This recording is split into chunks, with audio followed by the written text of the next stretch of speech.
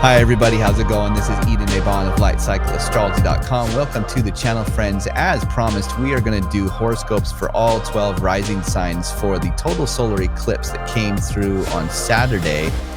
And even though this is a couple of days past that, eclipses have a strange way of reverberating into the future. So eclipses are unlike normal transits between planets where there is usually a buildup of a perfection of the aspect and then a few days where it weakens out.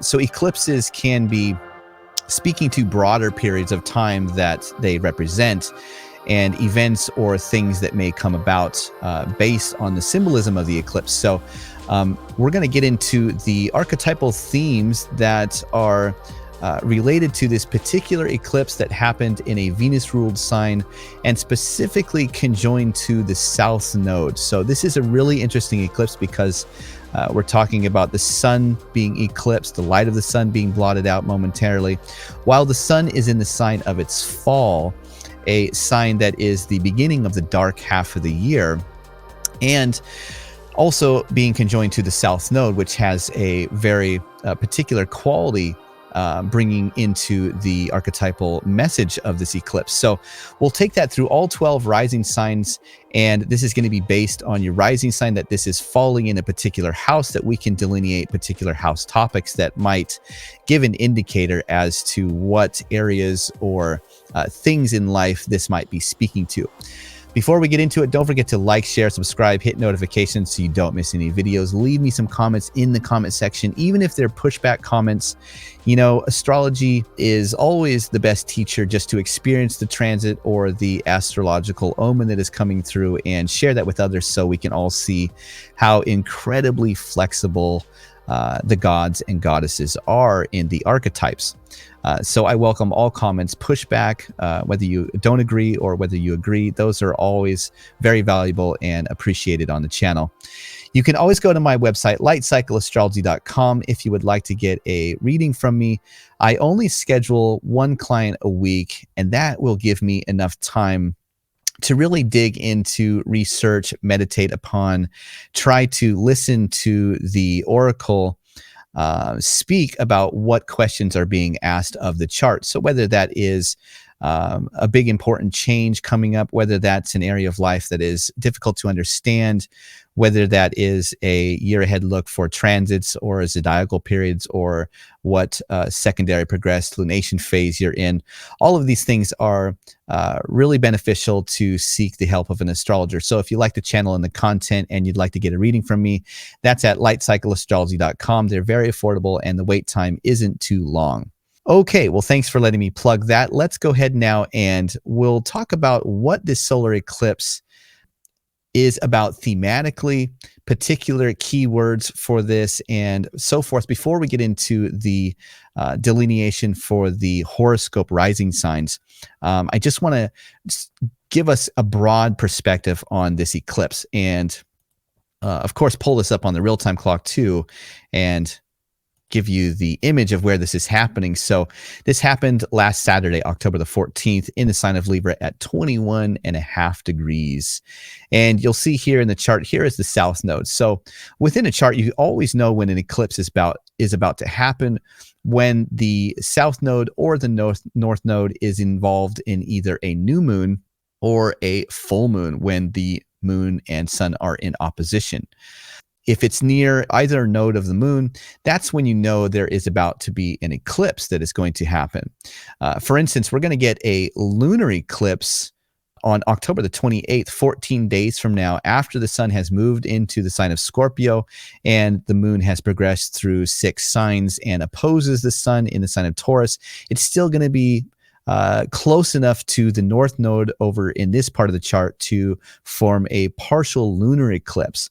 But among the series of eclipses that is taking place right now, it's really this eclipse on the 14th that is going to reverberate out for a few months.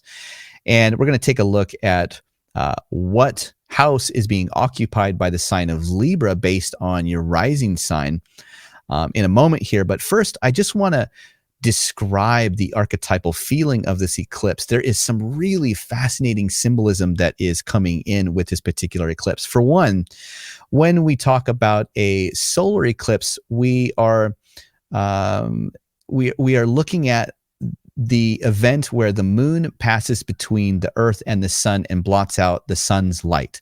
So quite simply, there could be a disruption of the solar archetypal themes in our lives. There could be disruption in the current path that we're on, where there could be adjustments to that, or there could be an alteration, or there could be just a full-on, course correction change that enters in over the course of the months following the eclipse that the eclipse represents. Solar figures can also be struggling right now. Sometimes they can pass away. Sometimes they can go through hard times or fall ill. But it is, generally speaking, it's the solar archetype that is struggling, going through a period of weakening or disruption. And that is a big part of what this means here. But what's really incredible is when you get a solar eclipse happening in the sun's fall, the sign where the sun was said to be by ancient astrologers fallen or depressed. Of course, the sun is in fall here in Libra because once the sun passes between the threshold, between the signs of Virgo and Libra at the autumnal equinox, the fall equinox. This is the time where we move into the dark half of the year. There is more darkness or nighttime in a 24-hour period than there is daylight. So the sun falls because the darkness overcomes the light, the prominence of light. Now that, of course, is contrasted when the sun makes it back to the springtime and crosses over the vernal equinox, entering the sign of Aries. Ancient astrologers describe that as the sun becoming victorious because it would overcome the darkness. It would be like the champion that wins against the darkness, right? And then for the next 6 months, we have more daylight than darkness, and the sun is prominent. So light is in the victorious position. But this place, when the sun moves into the sign of Libra, the sun falls, the solar archetype falls and enters the underworld, if you will. Darkness has overcome the solar themes. So that's pretty powerful when you're speaking about a solar eclipse where the sun is also getting, whacked momentarily by its light, which normally is eternal, right? I mean, the sun, other than it's setting below the earth, as we get sunset and then rising again at sunrise, the sun is different than the moon because we see the moon's light going, changing all the time. It goes from a crescent to a half moon, waxes into a full moon, and then it diminishes again as it goes through its waning phase. But the sun, every time we see the sun, right, it's eternally bright. So when solar eclipses happen, it's an omen, it's a powerful omen that because this is happening at the time of new moon, has to relate to that typical new moon astrological meaning, the beginnings of something, new seeds, something starting, something like that.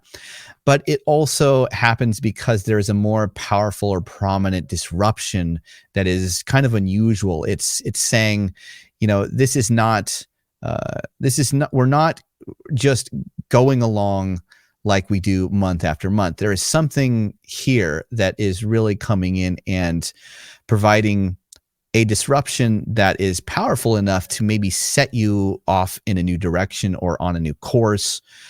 So that is one thing that can be really important here.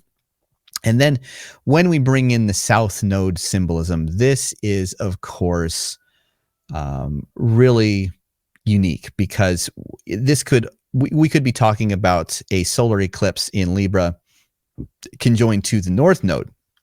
So briefly, let's talk about what the meaning in astrology for the nodes of the moon represented traditionally speaking. So in modern astrology, the nodes of the moon mean something quite different, and one reason for that is because until we had discovered ancient manuscripts and had enough time to understand what they were saying recently, within the past 30 years or so, we knew that the nodes of the moon had an astrological meaning, but we didn't have a connection back to the source of what ancient astrologers were talking about with them. But now we do. So we almost had to kind of reinvent what they meant in modern astrology. That's the kind of interpretation you get. But according to traditional interpretation for the nodes of the moon, we, first of all, are talking about the rise and fall of material fortune. So because this is connected to the moon, because they're the nodes of the moon, we get the north node symbolism speaking to the increased attachment for material outcomes or gains. And that's because the north node is the intersection between the sun's path as it crosses over the Earth's path around the sun. So the intersection where the moon passes over the ecliptic and starts heading north and up. To ancient astrologers, that represented that you were becoming more attached to the material realm in general. So there was more of a propensity to be attached to anything within the material realm, whether that is gains in fortune, whether that is being attached to what you can possess while being alive. But that was the general symbolism, is that your desire body is really going after something materially, right? Now, the south node had the opposite symbolism, where because this is the intersection where the moon is passing over the ecliptic and heading down and south. So it had this opposite meaning, where it might be that you are becoming unattached or renouncing the material realm. It could mean that material fortune was decreasing, but in general, it had this connotation like you were more likely to embark upon spiritual quests, or you were more likely to not be attached to material outcomes or material things, right? You might be an ascetic who renounces the world and goes off to become enlightened. So the South Node has that spiritual renouncement quality to it. So that is the quality of this eclipse, bringing in all of the symbolism here. We have an interesting time where the sun is in the, at a time where it is not within its, not acting upon its natural purview. The solar archetype is concerned with individuation and being its own hero that goes out to conquer, to be victorious in the world of material fortune, and doesn't necessarily take into consideration other people. It's really the planet that says, what's important to me, I need to bring that forth, because if I don't, I won't be able to do anything. But when the sun is in the sign of Libra, that, if you know any Libras, that takes a back seat.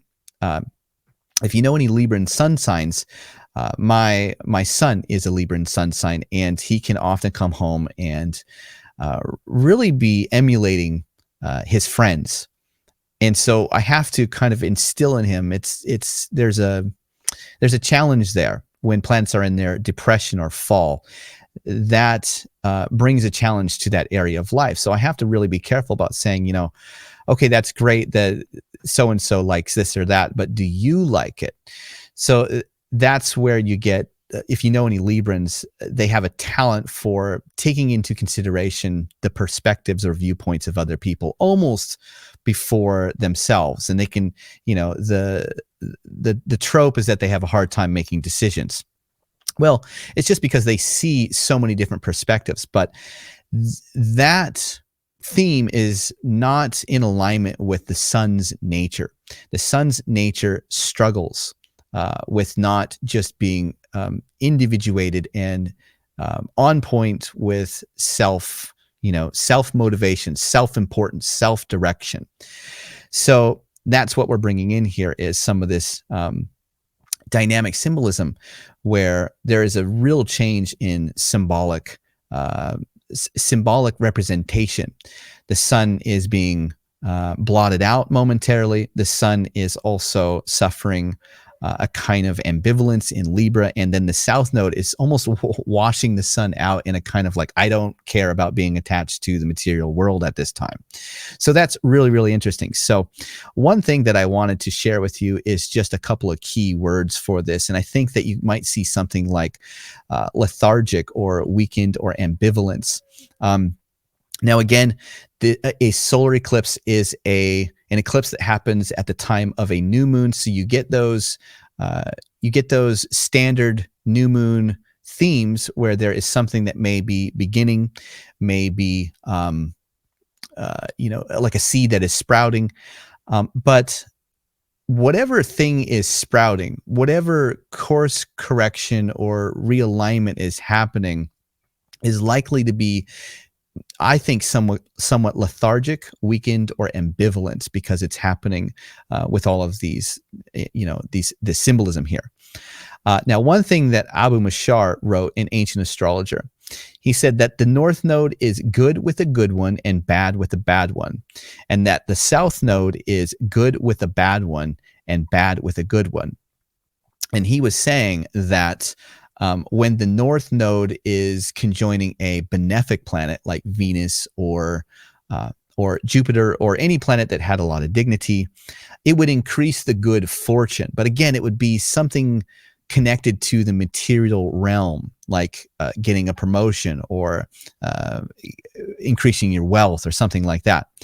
And then he was saying that, but if the North Node is connected to a malefic planet like Mars or Jupiter, it will increase the power for destructive or malefic things to come about. Now, the South Node being good with a bad one is meaning that if there is a malefic planet conjoining the South Node, it will tend to decrease the bad thing that planet can do. But it's also bad for good things that happen, because it will decrease things that we would want to have happen as well. So, for instance, if we're talking about the beginning of a new romantic relationship, this symbolic meaning might have something like, well, it's good, but the South Node somehow represents or reflects that it can't quite totally get started. There's something that is limiting what might otherwise be a really wonderful connection that you're beginning to form with somebody, right? Like this could be a new relationship where you meet somebody, but for some reason it just can't quite get off the ground. So it might limit the good things that we want as well. But that is all part of the symbolism here. So keeping this all in mind, the last thing that I think is important is, of course, the symbolic meaning of things coming back into balance. We have the sun traveling through the sign just after an equinox happens, where there's equal day and equal night. Even though this is heading into darkness, there is still an equilibrium moment that is very near where this eclipse is happening. And this is of course, bringing in themes of balance. So wrapping all of this up together, could we say something like something is likely to be attempted to bring back into some kind of balance, but it might be weak or lethargic or ambivalent, not sure how to do it. It might take a while to get going. Something that appears really good might have a hard time of really getting its feet off the ground. Something that is difficult might also not be so bad.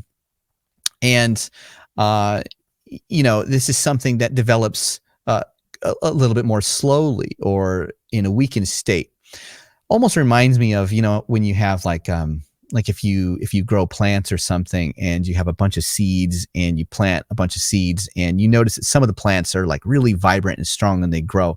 This is almost like a new moon where you get the runt that is kind of growing, right? And it's like, come on, little guy, he's definitely the runt of the phenotypic genetic pool within the family or whatever. It's like if you have puppies or kittens, the same kind of thing. This is almost like something is beginning It's attempting to kind of come back into some kind of balance. And I suspect that it is heading towards something spiritual. So this might be anything from trying to bring back in the spiritual side of life back into balance, and balance that against the more mundane or things that are requiring more of a material involvement. It's like, do we have enough spirituality? Do we have enough health? Are we bringing that spiritualness along with the things that we have to do every day?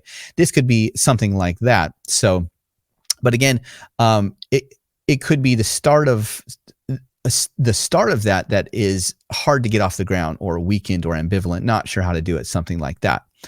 So we'll pull up the real-time clock again, and let's run through the rising sign. So this is going to be kind of brief, so this video isn't too long, but if we place Aries on the ascendant, this eclipse happened in your 7th house, a place that is connected to marriage and relationships, and also competitors.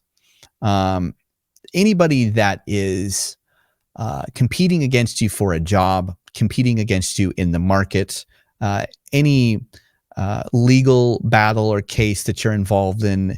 If it's sports, it would be an opponent that is competing for the victory or something like that. So this can be something happening in the realm of competitors, and also, of course, relationships, important people in our lives that are business partners or loved ones that we're in relationship with. And this simply might be speaking to that the 7th house can, when we have things go through the 7th house, it can be speaking to not so much things that are happening in our lives, but in the lives of significant others, like spouses or partners or something like that. So there could be something new that your partner is trying to develop right now, or is beginning to go through some kind of life change, as it were. But of course, it can also indicate that there is a new relationship that is coming in, a new partnership that is forming. And it can also be, because this is the South Node, it can be, of course, something having to do with the beginning of the end of a relationship, where to move back into spiritual alignment and balance, you have to confront that maybe particular relationships might not be in alignment with your spiritual needs, or something along those lines. So that is what I would say for Aries, if you are in Aries rising. Okay, now let's go ahead and we'll move the real-time clock forward here to put Taurus on the ascendant. And this brings the eclipse down into the 6th house. So, of course, the obvious thing that we get right off the bat is there something new that is beginning, some kind of hard new project, or something you're going to have to spend a lot of time or work on that is beginning to change? It also could be a the way in, if you've already been working on something for a long time, is this a moment where you have to reassess or realign how to go about that, and you're not quite sure? It's like, I've been working on this for so long. Is it doing what I want it to do? Should I keep going? Should I keep working on it? Do I need to approach it from a new perspective? Or it has, and there is, of course, there could be the obvious delineation that speaks to just saying, I gotta, this isn't working the way I want it to, or somehow being involved with this project is somehow bringing me out of balance with who I need to be or what I need to do. It's taking up too much time.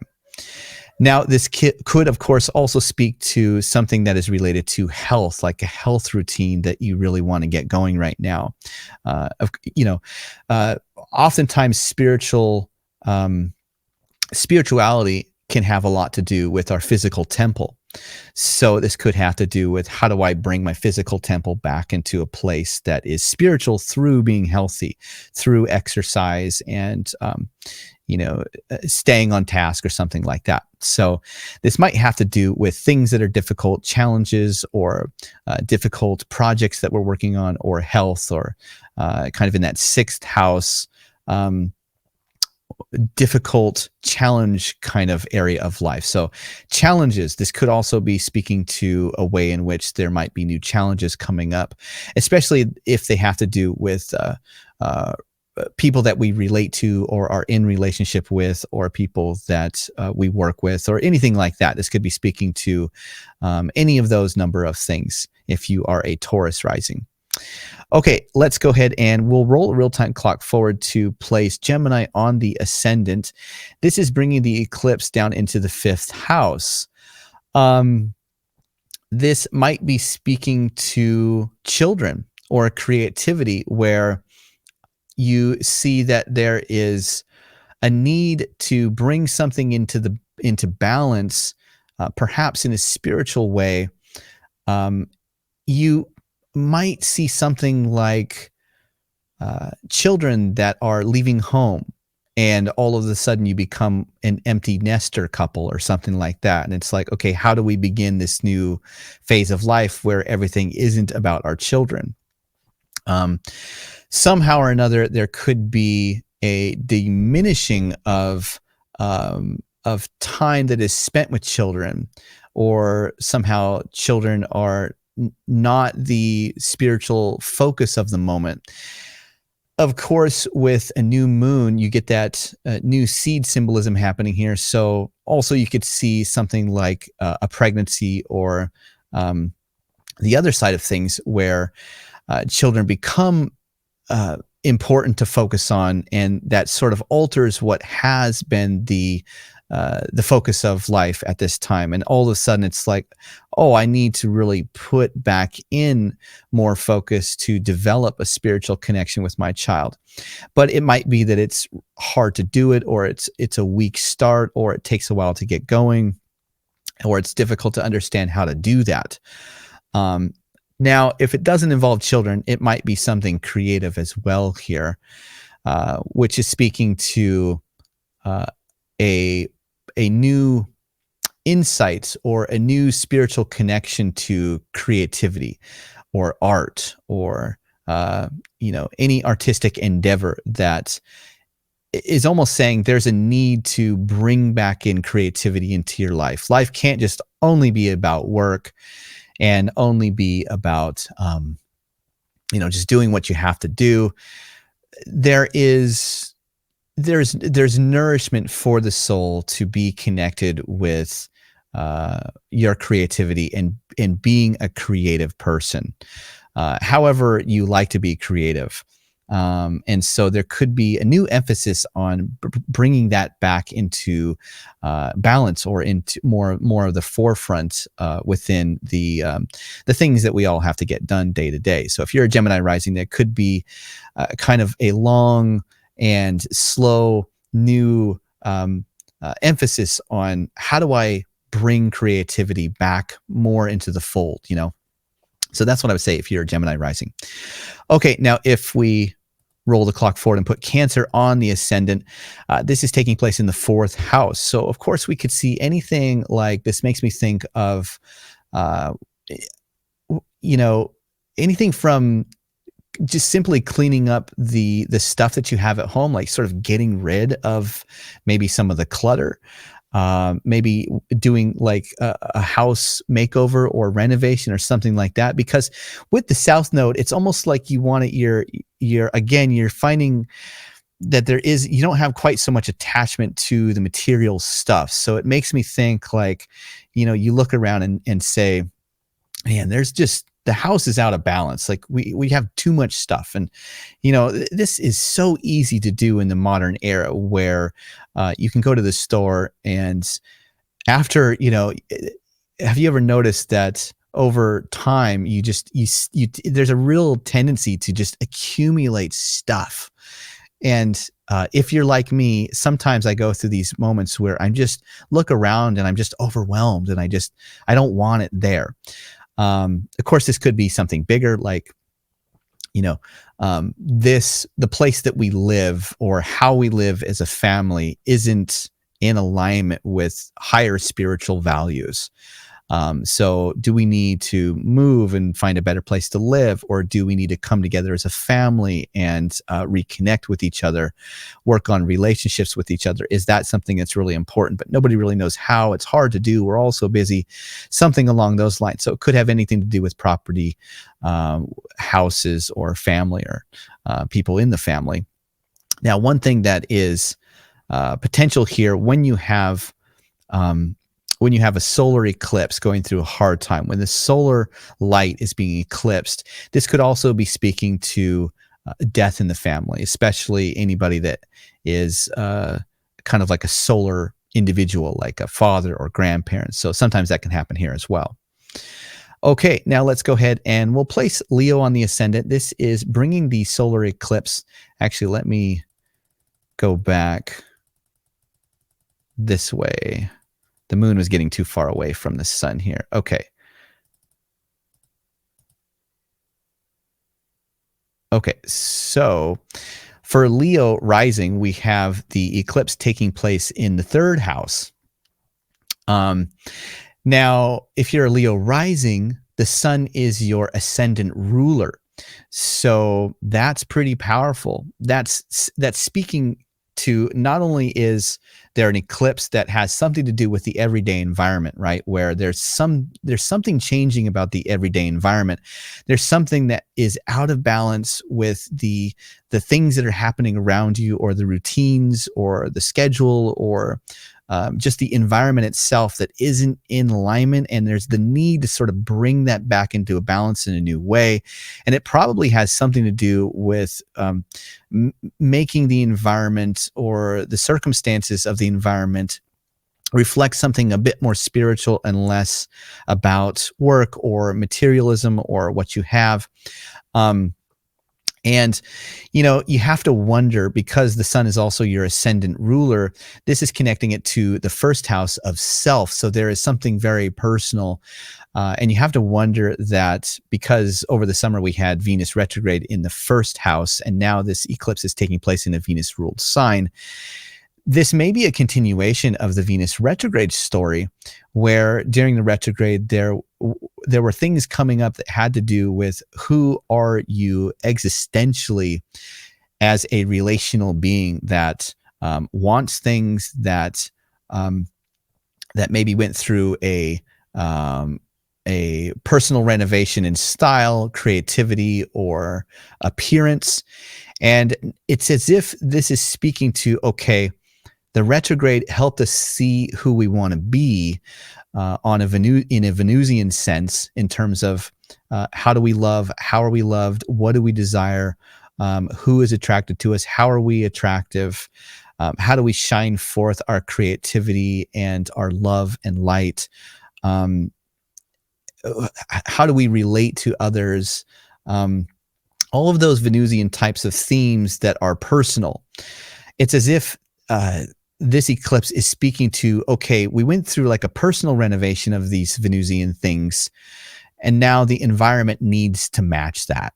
And it doesn't. So we need to bring that environment into who we have become. And this might have to do with relationships that have come and gone.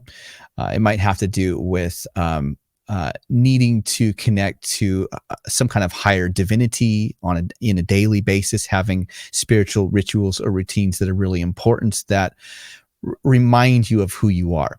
So that's what I would say if you are a Leo rising. Okay, let's roll forward and put Virgo on the ascendant. This is placing the eclipse into the second house, a place connected to material fortune. So very interesting that we are having an eclipse that is all about the lessening of that attachment to material things. This makes me think of somebody that's going to say, we have Venus in fall in the first house. It's like, okay, do I really need to spend money on this? It's like, I've been really attached to wanting this, to having that, to owning this, to investing in this way, to my bank account, to my money, the ways that I feel secure with the things that I have, the way that provides a material security. It's as if there is some new outlook that is coming in right now that questions all of that and says, do you need to, going forward, should you think about what provides that sense of material security in a different way? Is there a way that is more in alignment with your spiritual values? So it could be something as simple as saying, I don't need all these subscriptions to, I don't need to be paying for all these subscriptions on, Hulu, Netflix, and all of that, and spending time and money doing that. Maybe I should be buying books and, doing something a little bit more wholesome or something like that. Maybe the money should be invested in this, which is far closer to who I feel is important to be as a spiritual individual right now. There's the need to sort of become not less materialistic, but to bring material things in alignment with some spiritual ideal. I guess I would say it that way. And it's personal because I think when you have Venus in the sign of its fall in the first house, there are questions about Venusian things in the first house that are going through difficult times, or they're needing to be worked on quite a bit in a personal way. And somehow this has to do with finances as well. So this is bringing in material things into an astrological event that is about being less attached to material things. So that's a pretty interesting eclipse to have in the second house here. Okay, let's go ahead and we'll move the real-time clock forward to put Libra on the ascendant. If you are a Libra rising, this eclipse is happening in your first house. So a very existential place to have this happen. And of course, when we talk about an eclipse in the first house, this is a direct questioning about what your soul is trying to speak to you personally. This doesn't have so much to do with other people, although it could, because this is in the sign of Libra. But this is a little bit like Aries Rising, where it might have something to do with relationships. What kind of relationships are beneficial to you and are in alignment with who you are as a spirit soul? This is a little bit like that, but this is more existential. It's like there might be an ambivalence or weak new image that is coming in that says, is this really who you are? There's just broad general questions around who are you? What is your purpose? What are you doing? How do you relate to others? How is all of that affecting your character and your identity? So identity is really the big thing that is going through probably a shift or change, and things will come forward after the identity is sort of realigned or reestablished in a spiritual way. But first, before you can do anything, you sort of have to know who you are and what your motivations are, what your nature is, and so on and so forth. So this is about identity. This is about who you are as a character. All of those things are sort of going through, they're entering a time where that has to be, disrupted so that you can discover something potentially new here. But it might be confusing, and it might be a little bit hard to understand what that is exactly. And it might feel like it has to do with other people, but it doesn't. It really, if it has to do with other people, it's only that other people reflect who we are. So you could get confused and think that this is really just an event that there's things happening with relationships, but it'll come back to something that is more intrinsic to who you are as a person, as an individual, or as a person that identifies with certain soul values or something like that. So that's interesting as well. Okay, now if we go ahead and move the real-time clock forward and put Scorpio on the ascendant, this is happening in the 12th house. Generally speaking, for me, this feels like kind of one of those health eclipses. And as a native Scorpio rising myself, I know that is certainly how it has reflected in my life. It's like there is a need to bring back in all things related to health. It's like things have gone on too long. The busyness of life, all of the things that I've had to balance and juggle, it's like it feels as though physical health almost comes last. It's like, well, I would exercise or work out, but I have to do this, then I have to do that, then I have to go do that, then I have to it's just like it's almost never ending. And for me, I really noticed that I feel like the eclipse is saying to be a spiritual whole being, to become a whole spiritual being in alignment with your eternal nature, you have to include being healthy emotionally, being healthy mentally, being healthy physically.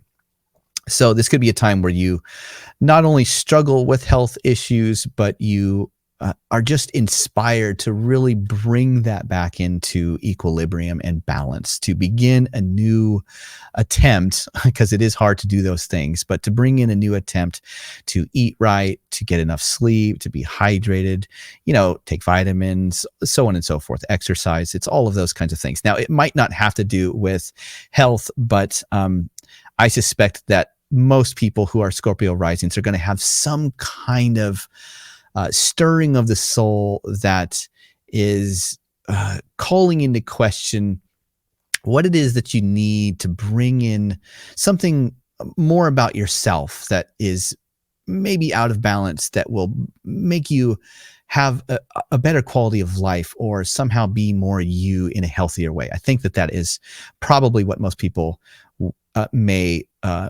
resonate with, or align with this particular eclipse. Okay, let's go ahead and put Sagittarius on the ascendant. This is making the eclipse happen in the 11th house, a place associated with friends and associations. So, of course, this could be speaking to a period where you have to evaluate and judge very much so how you spend time with other people, what groups or associations you spend time with. This may broadly be speaking to difficult things around material fortune as it pertains to work, like the paycheck. Are the paychecks a little bit less right now? Do you have to be careful about maybe spending too much time socializing, or do you need to get out there and make new networks that will lead to something that is advantageous to you? Do you need to meet important people or benefactors that will help you in your career or something along those lines? Is this a time to bring more beneficial people or groups into the fold that is in a kind of alignment with your ambition? And it's sort of hard to know how to do that. And maybe it doesn't feel like you want to do that. Like there's a feeling like, oh, I don't really want to do that at all, but I feel like that's kind of something that needs to take place. It could have something along those lines that it is speaking to. But very much it could be about a change in the kinds of ambition you have, the dreams that you envision for yourself in the future, or the people and the friend associations or important groups or churches or anything like that you belong to, social clubs.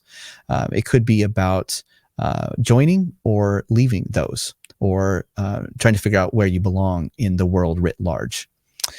Okay, let's go ahead now and we will place Capricorn on the ascendant. This is moving the eclipse into the 10th house. So an angular house, this is going to be a more active place to have this eclipse. And of course, this is speaking to things of success, things of judgment. Oftentimes when planets go through the 10th house, my teacher used to tell us that planets can be judged here, because planets rise up to culmination. They pass through the top of the sky, and then they will begin to descend down thereafter. So there's kind of a judgment here. So this could have to do with anything from a change in reputation, a change in rank or status. And it may be that those things are becoming less now, like you're becoming somehow less prominent, or you lose a little bit of rank. But this would serve, this disruption and stress would probably serve to speak to something saying, there's a lot of emphasis in the public as this person that does this. Is there the need to somehow lessen that so that other areas of life can then become important, or something along those lines, right? It's hard to say, but it definitely has something to do with public reputation, career, job. It could be that you have to change jobs, obviously, when you get a new eclipse like this, that you have to look for another job. But it also might be that you just need to spend less time at work, or leave work altogether for something else that is coming in at this time. Sometimes you could get a person becoming known as somebody's partner or somebody's parent. And that could also speak to just a general change, something new coming in for who you are to the world. Something about who you are to the world is being adjusted here. So that is what I would say for Capricorn Rising. Now, if we roll the real-time clock forward to Aquarius Rising, this is really interesting. This is placing the eclipse happening in the 9th house, a place that was said to be the place of God, and where the sun had his joy, a place that is connected to higher learning, divination, spirituality, like religion. They used to say religion, but religion is such, it's almost, it's a hard delineation to talk about religion in the 9th house anymore, because almost nobody classifies themselves as a religious person. So you almost have to adjust that language to say spirituality, or something connected to divination, or higher learning, or higher meaning. That's another thing that can happen. So when you have an eclipse in the 9th house, first of all, it speaks to the beginning of higher meaning coming in, especially since this is the place of divination. And if you're watching this video and you're interested in astrology, this is also very much the place of astrology, or any system of divination like tarot, astrology, the I Ching, anything like that. So this could be speaking to embarking upon a new education that has a connection to divination, such as learning astrology or taking astrology courses or anything like that. It could also have to do with leaving a university, or working in the law sector, where maybe you have passed the bar and are going to be getting a new law practice, or joining a law firm, or settling a legal issue, or something along those lines. So it could have those legal things associated with it. But in general, I think the deeper meaning here is going to be about deeper meaning. The 9th house expands or broadens our understanding of the 20,000 foot perspective. So being that this is a south node eclipse and is tending to be less about material, the material realm, and more about the spiritual realm, it's as if there is a need to really listen to the calling of the soul, or the speaking of the soul, or the message from God, the message that sort of descends down from heaven and gives you kind of like a revelation that broadens overall meaning or purpose. So it's about discovering and putting back into alignment broader ethics, broader values, broader moral convictions, or something along those lines. It's about, can I live within my moral compass, and sort of around topics like that, I would think. But In the mundane sense, of course, it could have anything to do with education or law or publishing or travel or any of those ninth house mundane things. But I tend to think with the South Node here, it has more of a spiritual connotation with it. Okay, let's go ahead now and we'll place Pisces on the ascendant. This is putting the eclipse into the 8th house. Very, very interesting, since this is a South Node eclipse that is tending towards diminishing the attachment of the material realm. The 8th house associated with often the material things that are provided to us by other people, whether that's a spouse, a partner, even like an ex-partner that is providing, child support or alimony or something along those lines. So it could be speaking to that if you're in relationship, your partner is going through a change and is unable to provide the material things that are generally there, and it's like you've gotten used to a certain kind of provisioning that is there. This could be speaking to just in general that there is some provisioning that you normally have that may be going through a time where those things are becoming less. So that's one thing, but it also could be speaking to the overall feeling of saying, I would like to become less dependent on other people in a particular way. I would like to finish out this contract, pay off the bills. Maybe I don't need to have all of this debt. Maybe I don't need to get another credit card. Maybe I don't really need to have these things and keep paying these monthly payments or something along those lines. It could be speaking to a time where you feel that there is a need to really somehow get out of the things that are controlling you in a material way, especially as they relate to contracts or things with other people. Now, of course, with a solar eclipse in the 8th house, this can also deal with mortality, the mortality of solar figures. So inheritance, the passing away of a relative or a partner or something like that will bring inheritance, but maybe the inheritance it's not clear what you have to manage or what you're going to get, or maybe if it's going to be even a small sum of money or something along those lines, where there's kind of that South Node symbolism that says it's not quite as good as it could have been, but it's not as bad as it could have been. So interesting. But we have those themes around mortality and people potentially passing and inheritance and things like that. And of course, the 8th house was also connected with difficulty in fears for the future, like things that we are going through that bring us anxiety of what is to come, feeling as though something is doomed to sort of pass away or leave. And kind of the failings of business or the failings of mind. This is all because the 8th house just doesn't see the 1st house. So there is a real, there is a lot of symbolism here about being in the shadows or in the secret places, doomed to sort of fail or fall down, being sort of held down against your will.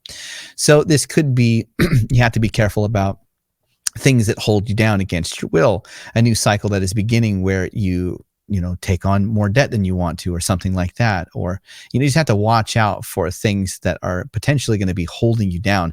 But also you have to be careful about anxiety that holds you down or makes you worrisome for the future, and getting into, kind of a habit of I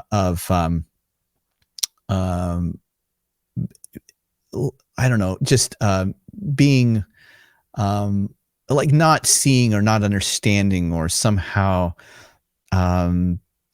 being like mentally washed out and worried, almost like irrationally so. That could be something that comes in if you're a Pisces rising. So you really have to be careful about just those anxieties and fears of the future, and getting into kind of a pattern of being somebody that worries about particular things or specific things like that. That might be something here that is coming in as well. Okay, well, that is what I have for all 12 rising signs. Thanks, everybody, for watching. I hope you guys got something good in this. Please leave in the comments anything that you feel like resonates or anything that you are reflecting upon with this eclipse. You should be feeling the energies for sure already. I think for most of us, this is something that is pretty noticeable right now, but it is also going to be, again, rippling out over the next, months, 3 to 6 to maybe even 18 months from now. So I'd love to hear any ways in which this is appearing or manifesting in your life, especially tell me your rising sign and I can relate it back to the house that it's happening in. We'll be back again next Monday for another astrology video, and we will get into more exciting astrology for the month of October. Take care. Hope you guys have a great week, and I'll see you soon. Bye.